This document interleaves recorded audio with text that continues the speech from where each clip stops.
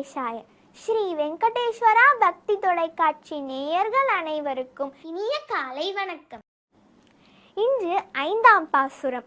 மாயனை மண்ணு வடமதுரை மைந்தனை தூய பெருநீர் யமுனை துறைவனை. இந்த பாசுரத்தை கேட்போமா?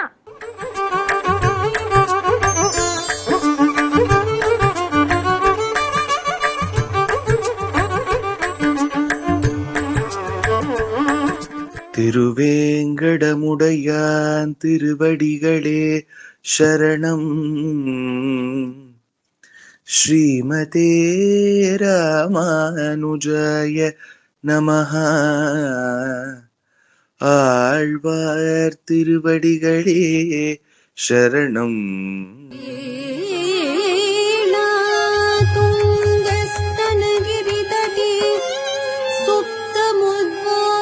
कृष्णम्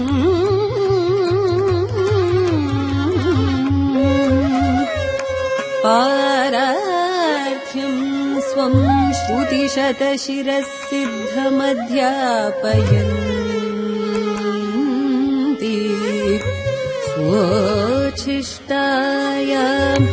स्रजिनिगणितं या बलात्कृत्य भुङ्क्ते तस्यै नमः.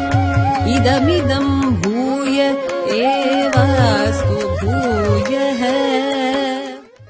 अन्नवय पुदुवै आडाळ அரங்கற்கு பன்னு திருப்பாவை பல்வரியம் இன்னிசைய பாடி கொடுத்தாள் பாமாலை பூமாலை சூடி கொடுத்தாளை சொல்ல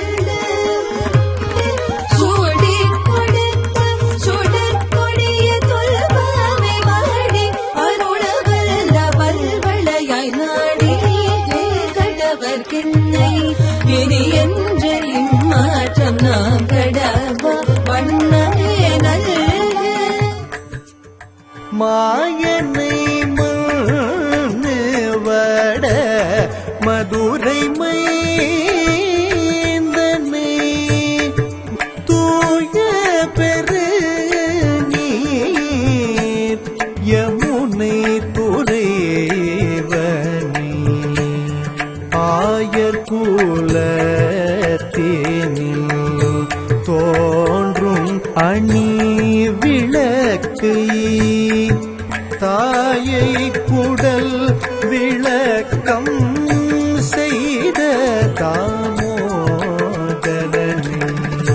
தூயோமாய் வந்து நாம் தூமலர் தூவி தொழுது வாயினால் பாடி மனத்தினால் சிந்திக்க போய பிழையும் போக்கு தருவான் நின்றனவும் தீயினில் தூசாகும் செப்பேனோரும் பாவாய்.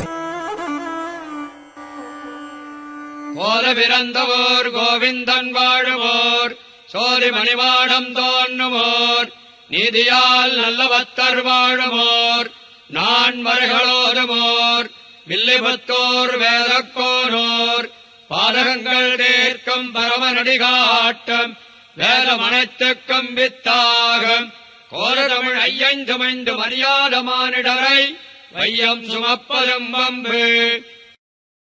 திருவாடிப்பூரத்துச் சகத்துரித்தாள் வாழியே திருப்பாவை முப்பதும் செப்பினாள் வாழியே பெரியாழ்வார் பெற்றெடுத்த பெண்பிள்ள வாழியே பெரும்போதோர் மாமுனிக்குப் பின்னானாள் வாழியே ஒரு 143 வாழியே உயரங்கற்கே உகந்தளித்தாள் வாழியே மறுவாரும் திருவள்ளி வளநாடு வாழியே வன்புருவ நகர்கோதை மலர்ப்பதங்கள் வாழியே. ஆண்டாள் திருவடிகளே சரணம்.